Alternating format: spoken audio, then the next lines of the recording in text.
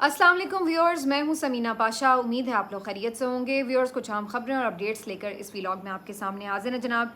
एक तो आपको बताएंगे कि आइनी तरमीम के हवाले से, जो मुजव्वज़ा आइनी तरमीम है उसके हवाले से एक तो अब क्लैरिटी थोड़ी आ रही है और अगले हफ्ते में कोशिश की जाएगी कि कुछ तरमीम जो हैं उनको मंजूर करा लिया जाए जजेस से मुतल्लिका। अब वो अगर आइनी तरमीम हो सकेगी तो उस तरफ जाएंगे, वरना जो जजेस के हवाले से पूरा एक्ट है उसमें कुछ तरमीम करके उसके थ्रू प्रैक्टिस एंड प्रोसीजर के थ्रू जो है कुछ चेंजेस करने की कोशिश की जाएगी। तो इस हवाले से कुछ चीज़ें आपके सामने रखते हैं और इसके पीछे मकसद क्या है बज़ाहिर वो भी डिस्कस करेंगे। इसके साथ साथ ज़िक्र करेंगे कि जो बलूचिस्तान की सूरत हाल है उसके ऊपर मोहसिन नकवी आज गए बलूचिस्तान। वहाँ पर उन्होंने सरफराज बुगटी के हमरा एक प्रेस कॉन्फ्रेंस भी की और उनका एक जुमला काफ़ी ज़्यादा इस वक्त तनकीद की जद में है, जहाँ पर वो कहते हैं कि जी ये जो दहशत गर्द हैं ये तो एक SHO की मार है। तो उसके ऊपर ख़ासी तनकीद हो रही है और वो बड़ी जायज़ तनकीद भी है। क्यों, इसके ऊपर डिटेल में बात करेंगे। एक और सीट PTI की इस वक्त निशाने पर है और बज़ाहिर ऐसा लग रहा है कि तैयारी ये है कि 2/3 मेजॉरिटी अगर मखसूस नशिस्तों से पूरी नहीं हो रही तो इस तरीके से एक एक सीट कुतर कर दे दी जाए PMLN को। तो इस तरह की कोई सूरत हाल लग रही है। आज एक विक्टिम की वीडियो भी मैंने देखी जो इमरान खान को याद कर रहा था और कह रहा था कि उसे इस मुल्क के निज़ाम इंसाफ से कोई उम्मीद नहीं है। इसके ऊपर थोड़ी बात करेंगे। और ताजर भी हड़ताल पर जा रहे हैं, उनके अपने डिमांड्स हैं, जो बेजा टैक्सेस हैं उसके ऊपर वो भी सरापा एहतजाज हैं। तो उसके हवाले से भी कुछ गुफ्तगू करेंगे। इस व्लॉग में काफ़ी कुछ। आपसे रिक्वेस्ट है कि चैनल को सब्सक्राइब कर लें अगर अभी तक सब्सक्राइब नहीं किया। सबसे पहले आगाज़ करते हैं, चूँकि आइनी तरमीम की कंटिन्यूटी में बात चल रही थी। तो जी अब काफ़ी हद तक जो आइनी तरमीम है उसके चीदा चीदा चीज़ें सामने आ रही हैं। अब ये भी एक ख़बर आ रही है कि हुकूमत अब कोशिश ये कर रही है कि इस बात को तकरीबन मानते हुए भी, लेकिन मैं बार बार ये आपसे कहती हूँ कि आखिरी दम तक कोशिश इनकी होगी कि काजी साहब को रोका जा सके, लेकिन अब ऑल्टरनेट प्लान्स पे भी काम हो रहा है। तो अब एक काम इन्होंने ये भी सोच रखा है कि अगर जजेस की तादाद ही सुप्रीम कोर्ट में बढ़ा दी जाए, और अब जो जजेस की इस वक्त मौजूदा तादाद है वो 17 है, जिसको बढ़ाकर 23 कर दिया जाए, तो इस सूरत में इनकी कोशिश ये है बेसिकली कि फिर अपने मनपसंद कुछ जजेस इंडक्ट कर दिए जाएं सुप्रीम कोर्ट में और यहाँ पर फिर एक दफ़ा मेजॉरिटी बना दी जाए काजी साहब की।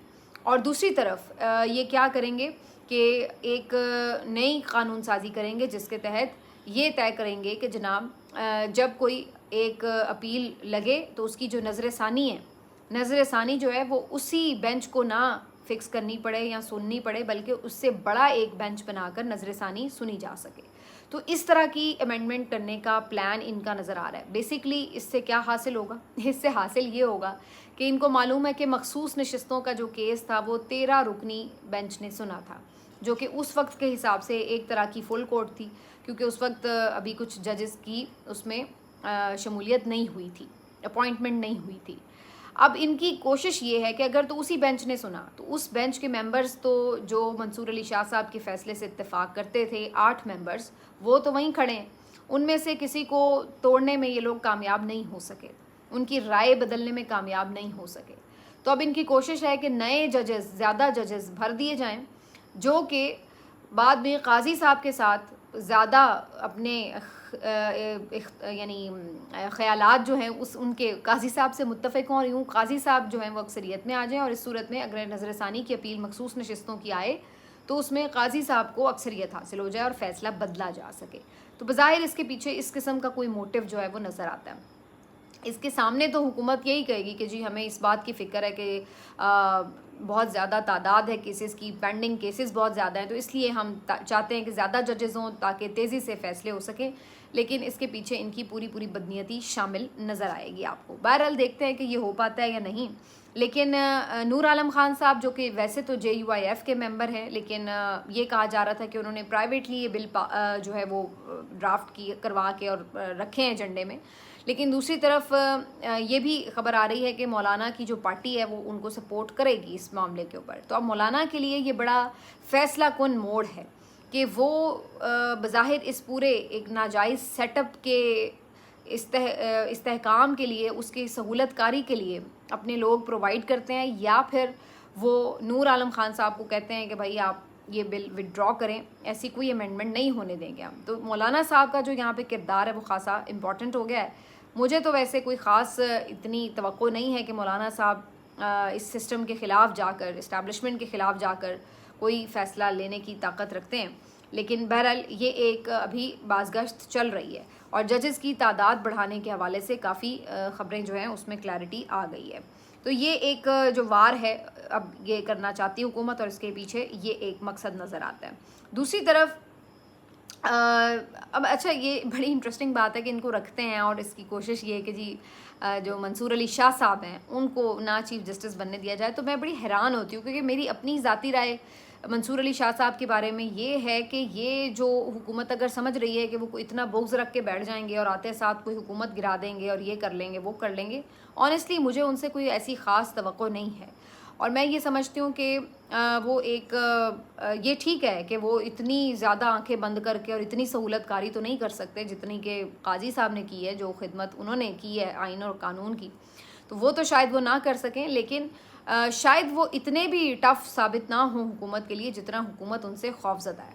اصل میں حکومت ان سے خوفزدہ نہیں ہے، اصل میں حکومت اپنے کیے ہوئے کرتوتوں سے خوفزدہ ہے. انہیں پتہ ہے کہ وہ کیا کیا گل کھلا چکے ہیں، اور اس لیے وہ خوفزدہ ہوتے ہیں کہ کوئی ذرا سا بھی اگر آزاد انڈیپینڈنٹ جج آ گیا تو نہ جانے ان کے اوپر کیا مسائل ٹوٹ پڑیں گے. تو اس وجہ سے وہ اتنی خوفزدہ ہے. وہ چاہتے ہیں کہ وہی شخص مختلف عہدوں پہ براجمان ہوں جو ان کے ساتھ کمٹمنٹ سے آئیں اور ان کے ساتھ پوری طرح ان کے گناہوں میں ساتھ شامل ہو جائیں، تاکہ ان کو بھی اس بات کا خوف رہے کہ اگر ہم اس پورے غلاظت سے نکلیں گے تو اس کی گندگی ہمارے اوپر بھی آئے گی. تو اس لیے وہ اس کا حصہ بنے رہیں.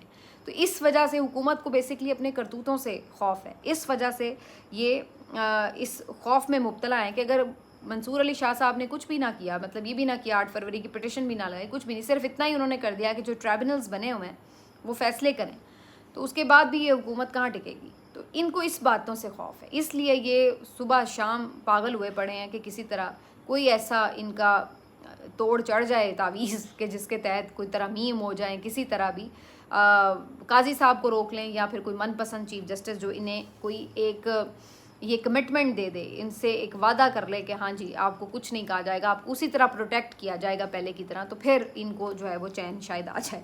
تو اس وقت یہ صورتحال ہے. ابھی فی الحال کی خبر یہ ہے، اب دیکھیے جو میں بات ابھی کر رہی تھی، فی الحال کی ایک اور خبر آ گئی ہے کہ الیکشن کمیشن نے ایک اور سیٹ پر نشانہ تاک لیا ہے، اور گجرانوالہ کی جو سیٹ پی ٹی آئی کے ایم این اے جیتے ہوئے ہیں ان سے یہ سیٹ ہتھیانے کی پوری اب اس وقت تیاری نظر آ رہی ہے. اس کی وجہ یہ ہے کہ 6 مہینے ہو چلے ہیں الیکشن ہوئے، اور جب عام طور پر الیکشن ٹریبونل بن جاتے ہیں تو اس کے بعد الیکشن کمیشن اپنے طور پر کوئی فیصلے کسی حلقے سے متعلق نہیں کرتا، اور یہ جتنی بھی درخواستیں ہوتی ہیں بے ضابطگیوں کی، ری کاؤنٹنگز کی، کسی بھی طرح کی، وہ ساری درخواستیں الیکشن ٹریبونلز سنتے ہیں.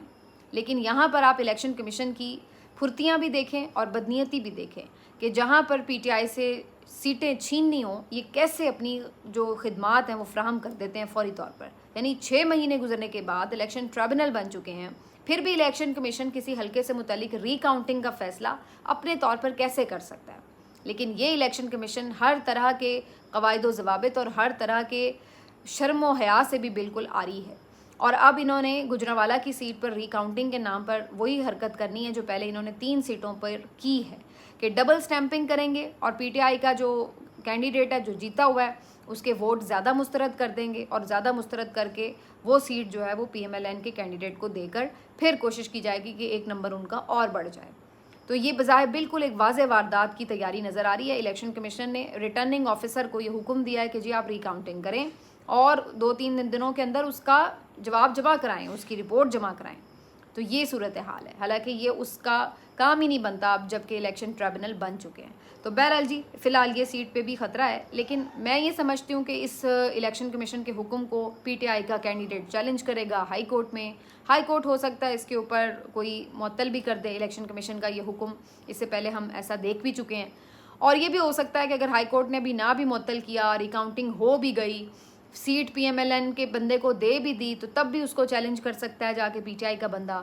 پھر وہاں سے بات ہائی کورٹ میں جائے گی، ہائی کورٹ سے سپریم کورٹ میں جائے گی. تو یہ ایک پھر لمبی کہانی ہے جو ہم پہلے 3 سیٹوں اور پھر ایک اور جو گوہر علی بلوچ کی سیٹ تھی اس کے بارے میں بھی دیکھ چکے ہیں. تو یہ اسی کا کوئی ایک ہمیں ایکشن ریپلے نظر آ رہا ہے. تو گیم ابھی ذرا اس پہ بھی چلے گی تھوڑی دیر. باقی جناب اب آ جاتے ہیں اس بات کے اوپر کہ جو سچویشن ہے اس وقت امن و امان کی ہے، جو بلوچستان میں واقعات ہوئے ہیں، اس کے بعد محسن نقوی صاحب پارٹ ٹائم وزیر داخلہ پہنچے بلوچستان، اور وہاں جا کے جی انہوں نے سرفراز بگٹی صاحب کے ساتھ پریس کانفرنس بھی کی اور بڑے اپنی طرف سے بڑکے مار رہے تھے کہ یہ جی ہم ہر طرح کا سپورٹ بھی کریں گے اور اس کو چیف منسٹر جو ہیں لیڈ کریں گے اور یہ ساری جو چاہیں گے تعاون ہم ان کو فراہم کریں گے. یہ سب باتیں کرنے کے بعد محترم فرما رہے ہیں کہ یہ دہشت گردی یہ اتنی ان کی اوقات ہی نہیں ہے، ان کے لیے تو ایک ایس ایچ او ہی کافی ہے، یہ تو ایک ایس ایچ او کی مار ہے. تو اس اسٹیٹمنٹ کے اوپر آپ مطلب کیا کہیں گے؟ یہ ہر طرح سے ایک کانٹروورشل اسٹیٹمنٹ ہے. ایک تو سب سے پہلے اس بات پہ تنقید ہو رہی ہے کہ جناب آپ ایک چیئرمین پی سی بی بنے ہوئے ہیں، وہاں پہ بھی ماشاءاللہ آپ نے بیڑا غرق کیا ہوا ہے، اور ادھر آپ وزیر داخلہ بنے ہوئے ہیں، تو یہاں پر آپ ملک میں جو داخلی صورتحال ہے اس کی بھی حالت زار آپ کے سامنے. تو دونوں جگہ پہ آپ انتہائی ناکام انسان ہیں، نمبر 1. نمبر 2 یہ کہ آپ کو عادت رہی ہے کہ آپ جب نگران وزیر اعلیٰ پنجاب تھے تو آپ نے پولیس کے دم پر، ایس ایچ اوز کے دم پر کس طرح سیاسی مخالفین کو ناکوں چنے چبوائے ہوئے تھے، جو ان کے ساتھ آپ نے سلوک کیا بدترین قسم کا، جس طریقے سے آپ نے ان کے گھروں اور چار دیواری کا تقدس پامال کیا، ان کی خواتین کی بے حرمتی کی ہے، انہیں تذلیل کیا ہے، اور پھر اس کے بعد جس طریقے سے آپ لوگوں نے خواتین کو جیلوں میں بند کیا، پھر آپ لوگوں نے بندر کے اوپر چھاپے مارے، ان کو جیلوں میں بند کیا، جس طریقے سے آپ نے بربریت کا بازار گرم کر رکھا. عام شہری جو کہ کوئی کیمپین کے لیے نکلا، کوئی جھنڈا لے کے نکلا پی ٹی آئی کا، آپ نے جو ان کے ساتھ کیا، یہ سب آپ نے پولیس کے بلبوتے پر کیا، اور پولیس کو آپ نے اس طرح سے استعمال کیا جیسے کوئی آپ کی ذاتی فورس ہوتی ہے، اور آپ نے اس کو ایک غنڈہ گردی والی پولیس دکھا کر ایک پولیس اسٹیٹ میں پورے پنجاب کو بدل کر رکھ دیا. یہ آپ کا پنجاب تھا جب آپ وزیر اعلیٰ تھے، نگران وزیر اعلیٰ. اور ابھی بھی آپ کو یہ لگتا ہے کہ بس پولیس کے بل پر آپ ہر چیز کو تہس نہس کر کے اپنی مرضی کے نتائج حاصل کر سکتے ہیں. آپ اس قسم کے وزیر داخلہ ہیں کہ آپ کو پنجاب کا اور بلوچستان کا فرق ہی نہیں معلوم کہ پنجاب میں تو آپ یہ پولیس بدماشی کر لیتے ہیں، وہاں پر کیا حالات ہیں ذرا جا کے دیکھیں. آج بہت سے لوگ اس بات پہ تنقید کر رہے تھے، اور کسی نے تو یہ بھی مشورہ دیا کہ یہ ان کو ذرا خود ہی ایس ایچ او تعینات کر دیں اور کہیں کہ کریں اپنا لیڈ آپ ذرا آپریشن دہشت گردوں کے خلاف، ذرا آپ کو سمجھ لگے کہ کیا ہو رہا ہے. تو آپ کیا سمجھتے ہیں اگر اتنا ہی ایک ایس ایچ او کی مار تھی تو اب تک ختم کیوں نہیں ہو گئی بلوچستان سے دہشت گردی؟ کیوں یہ پیدر پہ ہمیں واقعات نظر آئے؟ اور آپ نے یہ کہہ کے تو جو فوجی جوانوں نے وہاں پہ قربانیاں دی ہیں اور جو وہاں پر انہوں نے آپریشن کیے ہیں، آپ نے تو ان کی جو تمام جد و جہد ہے اس کے اوپر بھی سوالیہ نشان کھڑا کر دیا کہ ان سے جو نہیں ہو پایا وہ ایس ایچ او کر دے گا. یعنی کہ آپ کہہ رہے ہیں کہ جی انہوں نے کیا ہی نہیں صحیح کچھ کام. یہ آپ کی ایک اس کا مطلب نکلتا ہے بڑک کا. تو جب آپ نااہل لوگ عہدوں پر لا کر بٹھا دیتے ہیں تو ان سے اسی طرح کے بے وقوفانہ قسم کی اسٹیٹمنٹس ہی آپ توقع کر سکتے ہیں، جن کو کوئی سینسٹیوٹی کا اندازہ نہیں ہوتا. اور پھر آگے ان کی ایک پوری پلٹن ہے جو ان کو سپورٹ کرتی ہے، اور وہ آپ کو ہر شعبے میں نظر آ رہی ہوتی ہے. میں تو آج سوشل میڈیا پر دیکھ کر حیران تھی کہ کچھ تو سوشل میڈیا پر ہوتے ہیں ان نون اکاؤنٹ یا اتنے کوئی ریناؤن اکاؤنٹ نہیں ہوتے، وہ تو چلیں اس طرح کے موقعوں پر کوشش کرتے ہیں، صوبائیت کو ہوا دے رہے ہیں کہ جی پنجابیوں کو اب چاہیے بلوچیوں کو مار دیں، پنجابیوں کو چاہیے بلوچستان سے جو بندہ آئے اس کو روزگار نہ دیں، یہ نہ کریں وہ نہ کریں. تو وہ عجیب ایک طوفان نے بدتمیزی برپا تھا. اور اس میں افسوس کی بات یہ ہے کہ ان کے جو قریبی لوگ سمجھے جاتے ہیں وہ بھی اس میں شامل تھے.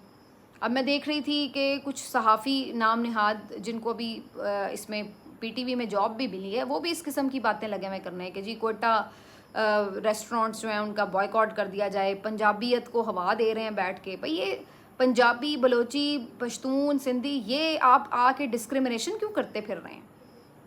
خون کسی کا بھی بہے، چاہے وہ پنجابی کا ہے، چاہے بلوچی کا ہے، سندھی کا ہے، ہر ایک کا ہے. ہر ایک کا جو خون ہے اگر یہ ناحق بہا ہے، یہ دہشت گردی ہے، تو سب کے لیے ایکول ہے. اس کا مطلب یہ تھوڑی ہے کہ اگر آپ یہ کہیں کہ جی پنجابیوں کا خون بہا ہے تو آپ چلو جی کسی بھی بلوچی کو اٹھا کے آپ مار دیں. آپ خدا کا خوف کریں. آگ سے کھیل رہے ہیں آپ لوگ، اس قسم کی حرکتیں اور باتیں کر رہے ہیں. اور یہ آپ کہہ نہیں ایک طرح نکال کے لے آئیں کہ جی اب آپ بائیکاٹ شروع کر دیں اور یہ جو ان کے آپ سارے کاروبار بند کروا دیں. اور کوئٹہ، حالانکہ یہ جو کوئٹہ ریسٹورانٹ وغیرہ چلاتے ہیں یہ تو ویسے ہی جو بلوچستان میں پشتون بستے ہیں یہ وہ لوگ لیڈ کر رہے ہیں، ان کا یہ کاروبار ہے. بلوچی تو اس طرف اس والے کام میں نہیں ہے اس طرح سے. اور یہ وہ لوگ ہیں کہ جن کو ذمہ دار سمجھ کر بڑا سرکاری ٹی ویوں میں نوکریاں دی جا رہی ہیں، اور آپ ان کی ذرا چیک کریں میچورٹی کا لیول ذہنی کہ یہ اس قسم کی صوبائیت کو فروغ دے رہے ہیں بیٹھ کے، تو انتہائی افسوسناک بات ہے۔ لیکن بہرحال یہاں پہ آبے کا ہوائی جب بگڑا ہوا ہے تو پھر آپ وہاں پہ کیا اوپر سے لے کے نیچے تک سارے نا اہل لوگ جب بٹھائے ہوئے ہوں گے، ان کو کیا سینسٹیوٹی کا احساس ہے کہ کس طرح آگ سے کھیل رہے ہیں۔ ان کو بس اپنے چند لاکھوں روپے کی نوکریاں اور چند جس کو کہتے ہیں نا کہ مفادات وہ عزیز ہوتے ہیں، اور وہ اسی بوٹ پالشنگ میں لگے ہوتے ہیں، بس وہ باتیں کر رہے ہوتے ہیں جو کہ جس کے اوپر انہیں واہ واہ ملتی ہے۔ اس بات کا اندازہ ہی نہیں ہے، احساس ہی نہیں ہے کہ اس کا پوری جو آپ ہر وقت ہم وہ سنتے تھے نا، نیشنل سیکیورٹی، قومی سلامتی، یہاں پر آتی ہے قومی سلامتی جب آپ وحدانیت کو، جو ملک کی ایک یکجہتی ہے، اس کو آ کے توڑنے کی کوشش کرتے ہیں، یہاں صوبائیت کو فروغ دیں۔ یہ ہے جو آپ کی نیشنل سیکیورٹی کو تھریٹ ہیں چیزیں۔ بہرحال یہ ساری چیزیں، اور اس کے بعد اب تاجروں نے بھی ہڑتال کا اعلان کر رکھا ہے جو معیشت کی صورتحال ہے۔ پی ٹی آئی نے بھی اب یہ اعلان کیا کہ جو ہم ان کے ساتھ ہیں اور پوری طرح اس کو سپورٹ کریں گے۔ تو تاجر کتنی کامیاب ہڑتال کرتے ہیں یہ بڑا دیکھنا ہوگا، کیونکہ اگر تاجروں کی ہڑتال کامیاب ہوئی تو اس کا خاصا پریشر حکومت پہ پڑے گا، لیکن دیکھنا پھر وہی کہ وہ کتنی کامیاب ہڑتال کرتے ہیں۔ ویسے تو میں یہ سمجھتی ہوں کہ ٹیکسز تو دینے چاہیے، اور بہت بہت بڑے بڑے تاجر ہیں ملک میں جو کہ ٹیکس ایویژن کرتے ہیں، جو ٹیکس چوری کرتے ہیں، ٹیکس سے بچتے ہیں اور ٹیکس نیٹ میں ہی نہیں آتے ہیں، تو ان کو تو ضرور لانا چاہیے ٹیکس نیٹ میں۔ لیکن جہاں پر جس کے ساتھ کسی بھی سیکٹر کے ساتھ اگر کوئی زیادتی ہو رہی ہے کہ کوئی ایکسٹرا ٹیکس وہی چھوٹے تاجروں پر جو آلریڈی ٹیکس نیٹ میں ہیں ان کے اوپر آپ نے ڈالنا ہے، تو یہ ان کے لیے بھی ظاہر ہے کاروبار تباہ کرنے کے مترادف ہے۔ جو بڑے بڑے مگرمچھ ہیں وہ ہر دور میں ہی ہمیشہ سرخرو رہتے ہیں، ان کو کوئی ایشو نہیں رہتا، نہ وہ ٹیکس نیٹ میں آتے ہیں اور نہ اس طریقے سے ان کے اوپر کوئی سختی ہوتی ہے۔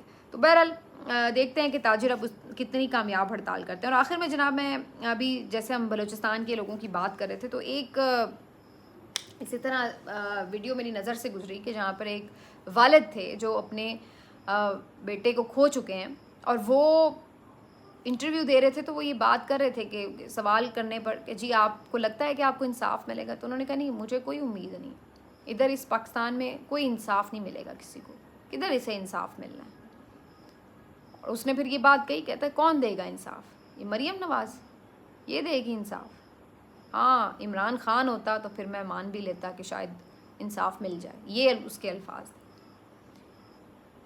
تو آپ اس بات سے اندازہ لگا لیں کہ اگر آج بھی تھوڑی بہت اگر کوئی اس قوم کی امید ہے تو وہ اسی اڈیالہ کے قیدی سے ہے۔ آج بھی لوگ اگر یہ سوچتے ہیں کہ شاید کچھ بہتری کسی طرح کوئی معجزاتی طور پر اس نظام میں آ جائے گی، تو اس کا بھی اگر انہیں کوئی تھوڑا بہت بھی آپ کہہ لیں کسی قسم کا اندازہ ہے یا کوئی خواہش ہے یا کوئی امید ہے، تو وہ صرف ادھر ہی ہے کہ اگر عمران خان واپس نظام کو سنبھالے تو شاید کچھ بات بن سکتی ہے، ورنہ ان چہروں سے لوگ عاجز آ چکے ہیں۔ اور وہ یہ بات جب وہ کہہ رہا تھا تو میں یہی سوچ رہی تھی، حالانکہ عمران خان کے دور میں بھی کئی واقعات ہوئے ہوں گے، لیکن اس طرح لوگوں کی امید نہیں ٹوٹی تھی جو اب صورتحال ہے۔ میں کل کہیں یہ پڑھی تھی کہ ہر روز کی بنیاد پر 50-60 ہزار جو اپلائی کرتے ہیں لوگ پاسپورٹ کے لیے، بھاگنا چاہتے ہیں لوگ یہاں سے۔ تو آپ اندازہ لگائیں اس ملک سے لوگ کتنا مایوس ہو چکے ہیں، اور اگر کوئی امید ہے تھوڑی بہت تو وہ عمران خان سے ہے کہ عمران خان بیچارہ خود ان عدالتوں کے رحم و کرم پر ہے، اس نظام کے رحم و کرم پر، اس کو کون سا انصاف مل رہا ہے؟ اس کو بیچارے کو کون سا انصاف مل رہا ہے؟ وہ کیا کسی کو انصاف دلائے گا؟ بلکہ میں تو اس کو یوں دیکھ رہی تھی کہ بظاہر ایسا لگتا ہے کہ عمران خان کو امید یہ ہے کہ شاید یہ قوم کھڑی ہو جائے گی، نکل پڑے گی، اپنے حقوق کے لیے ڈٹ جائے گی۔ وہ اس قوم سے امید لگا کر بیٹھا ہے، اور قوم اس عمران خان سے امید لگا کے بیٹھی ہے کہ وہ جب باہر آئے گا، وہ جب دوبارہ اقتدار میں آئے گا، وہ ہمارے لیے کچھ کرے گا۔ تو دونوں کو ایک دوسرے سے امید بندھی ہوئی ہے، لیکن فی الحال جو نظر آ رہا ہے کہ وہ نکلے گا بیچارہ تو پھر تو کچھ شاید بہتری کی کوشش کرے، لیکن وہ نکلے گا کیسے؟ وہ بھی تو اسی نظام کے شکنجے میں جکڑا ہوا ہے۔ اس کو نکالنے کے لیے وہ یہ سمجھتا ہے کہ عوام نکلے گی اور پھر اس حکومت کا تختہ ہوگا۔ تو بہرحال یہ ایک عجیب سی آپ سمجھ لیں پہلے آپ والی سچویشن بھی ہے، لیکن امید بہرحال اگر قوم کو کوئی تھوڑی بہت ہے تو وہ عمران خان سے ہے۔ یہ جو ابھی میں صوبائیت کی بھی بات کر رہی تھی، یہاں پر بھی اگر کوئی کردار ادا کر سکتا ہے تو کوئی ایسا لیڈر کر سکتا ہے جو ہر جگہ پر ہر صوبے میں اپنی پریزنس رکھتا ہے، جہاں سے اس سے محبت کرنے والے ہر صوبے میں ہیں، بلوچستان میں بھی ہیں، سندھ میں بھی ہیں، خیبر پختونخوا میں بھی ہیں، کشمیر میں بھی ہیں، پنجاب میں بھی ہیں، ہر جگہ پر ہیں۔ تو وہ اگر آتا ہے وہ اس کی بات ہر کوئی ہر جگہ پہ ہر صوبے والا سن لے گا، کیونکہ اس کو پتہ ہے کہ یہ میرا بھی لیڈر ہے، وہ اس کا چاہنے والا ہے۔ آپ سمجھتے ہیں کہ نواز شریف کی بات کوئی سندھی سن لے گا؟ سندھ والوں کو کیا لگے نواز شریف سے؟ یا آپ سمجھتے ہیں کہ زرداری کی کہی ہوئی بات کا کوئی پنجاب کے لیے کسی حوالے سے کوئی اہمیت ہے؟ کوئی اہمیت نہیں ہے۔ لیکن عمران خان کی بات کی سندھ والوں کے لیے بھی اہمیت ہے، بلوچستان والوں کے لیے بھی ہے، پنجاب کے لیے بھی ہے، سرحد کے لیے کے پی کے لیے بھی ہے، اور کشمیر کے لیے بھی ہے، ہر جگہ پر ہے۔ تو یہ ایک بہت اہمیت کی حامل بات ہے کہ ایک ایسا شخص جو آپ کے سارے صوبوں کو جوڑ کے رکھ سکتا ہے، تمام اکائیوں کو ایک مٹھی کی طرح رکھ سکتا ہے، اس کے اس مقبولیت اور اس سحر سے فائدہ اٹھانے کے بجائے آپ اس کو مارنے یا یوں کہہ لیں کہ دیوار سے لگانے پر تلے بیٹھے ہیں کہ جی یہ کسی طرح منظر سے ہٹ جائے، اس کو نہیں ہم نے آنے دینا۔ اور اس کے نتیجے میں ہم کیا دیکھ رہے ہیں کہ ہر طرف ایک بے چینی ہے، آگ لگی ہوئی ہے ملک میں۔ ملتے ہیں آپ سے اگلے ویلاگ میں، اپنا خیال رکھیے، اللہ حافظ۔